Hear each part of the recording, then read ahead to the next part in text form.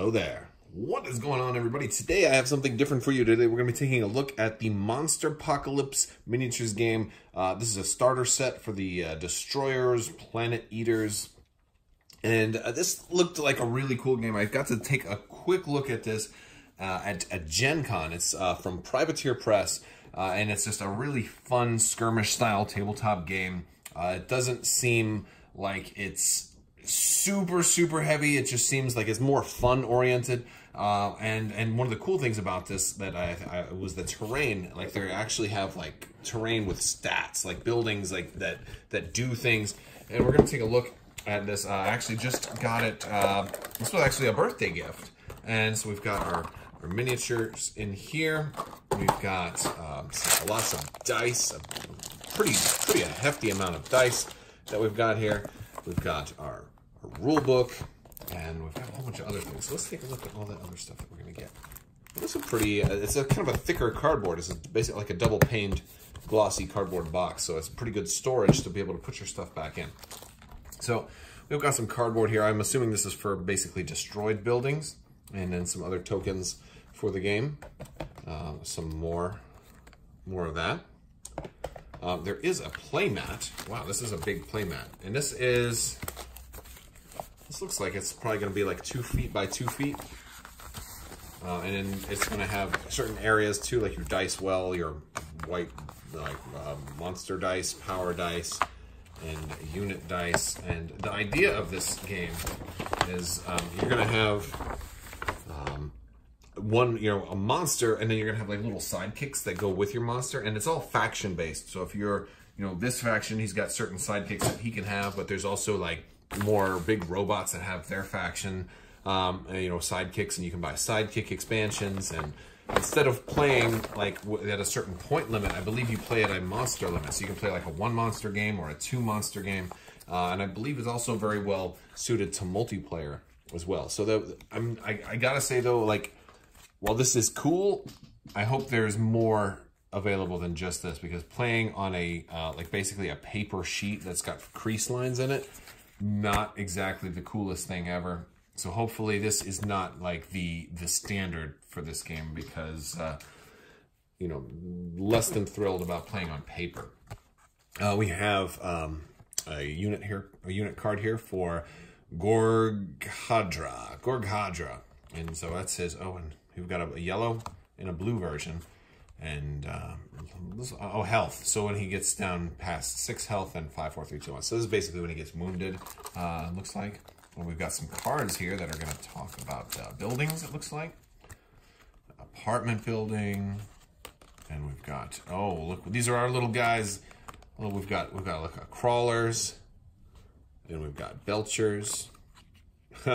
Belchers. That's funny. Awesome. And then we've got some terrain, which is actually kind of cool.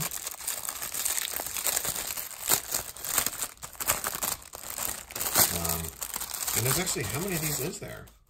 This is terrain for the game. There's a lot of these. They're cardboard and they're real thin, but boy, there's a whole lot of them. So that's kind of cool. You can punch these out. And granted, I'm sure you could probably print some of this stuff out yourself in cardstock or whatever, but it's just nice that they offer it. So you're getting a little bit more of a complete experience, so you don't have to make your own terrain. 1, 2, 3, 4, 5, 6. It looks like you're getting 6 buildings in this box, which, heck, not bad. Let's try and put one of them together. Let's just try that. Let's just see how they look put together. So this will obviously go in there.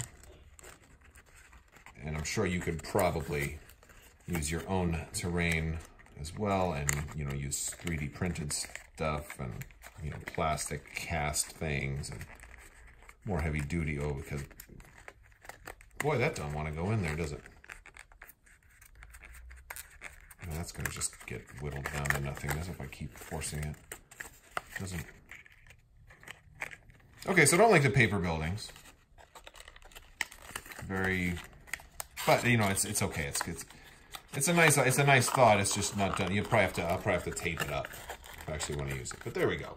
So that's a building. What, about 3 inches tall not too shabby. We've got a lot of dice. We've got red, white, and blue dice, and they're all different purposes. I think you actually have to like earn the red dice.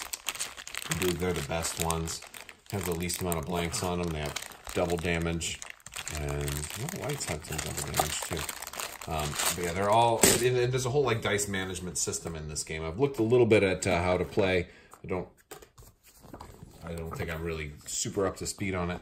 We've got our rule book here, and this is kind of how some of the minis are going to look. They have clear bases on them too, and then some of the little like the Belcher guys and the grunt tanks. That's pretty cool. Let's go ahead and take a look at the mini though. All right, so here is our mini. Now I can instantly say I really like this plastic. It's very smooth. It's very, very, like, it feels very hard. It feels very durable. It doesn't feel cheap or flimsy. See a little bit of mold lines in there, but nothing too bad. It doesn't look that bad. It looks like, I don't know what that is. This looks like it should be a smooth piece. You know, and it looks like these up here, I mean, those look like that it was broken off of the sprue or something like that, right? Like this doesn't look native like it's supposed to be on there. Especially from the pictures, it looks like he's got nice, smooth, pointy, organic-looking shoulders, and these do not look right. It makes me wonder. All right, let's see what else. We've got bases in here. We got one big base and a couple of smaller bases. These bases are nice. I like the idea of the clear bases, and they're wrapped in like a protective plastic so they don't get scratched. That much is actually pretty cool. You'll be able to affix him to his base right there, no problem. Let's see what else we've got.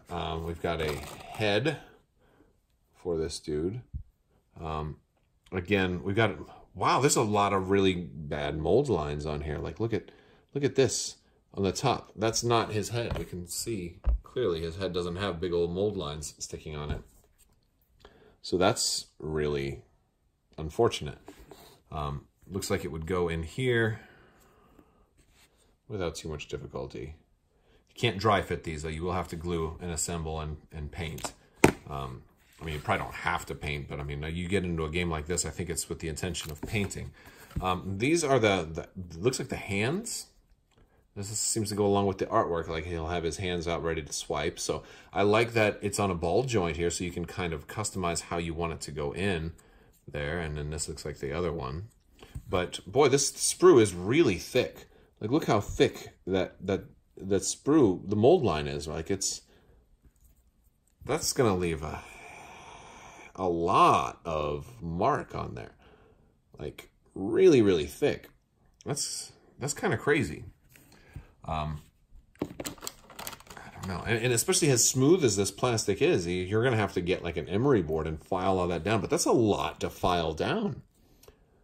That's really, like, I'm kind of surprised. I thought that Privateer Press really like made good, good stuff. I'm just surprised to see that level of giant sloppy mold lines. Now these little guys, the little Belchers and stuff, they look like they're pretty squared away. They look like they're good quality. It's the same really good quality plastic. I don't know if this is resin or if it's just plastic. I can see it looks like the mold lines here on the bottom where they pulled it off the sprue. So you probably need to sand that down before you glue it to the base. Otherwise it might not have a good seal. Same thing, but that makes sense. It makes more sense for it to be on the bottom where you're not going to be looking at it. That I really don't object to that as much. That just makes sense. They're pretty nice looking miniatures, to be fair. It's really when you take a big smooth curved piece like this, because there's no way it's going to retain the same curve. Like, what a terrible place to put the actual molds too. Like, wouldn't it have made more sense to put it inside there where it's kind of like out of view or something? Wow. Strange. All right. And we've got this guy. Oh, he's the same, or he's just like one of those. I thought there was one that was different. Oh, this one looks different. Yeah, this one has more of an armored shell with eyeballs in it or something. And this looks like his mold line here, which is, again, really big. That's just strange how they have them.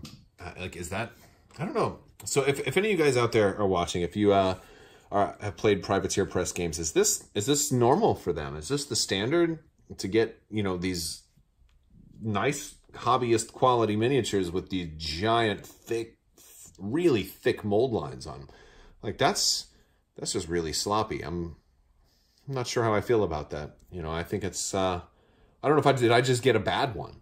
You know, is this the norm? Did I just get a really poor example? Like, should I contact them for a replacement or something? I'm curious. Let me know. I would love to hear what you guys think. Because I've got mold lines on all of these. It's not as bad on some of them. Some of them it's worse than others. Like this guy's got pretty big ones on his feet. This guy's got a really big one on his belly.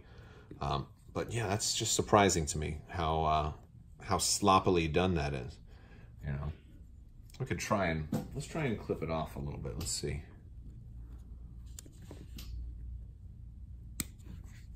Yeah, see, and so it's not going to be that smooth. I mean, I can try and clip it off a little bit, but it's never going to blend in, right? Maybe, I don't know. So I'm afraid I'm going to end up making it deeper, and then I'm going to have a recess in there. Same thing goes with these. Let's try it.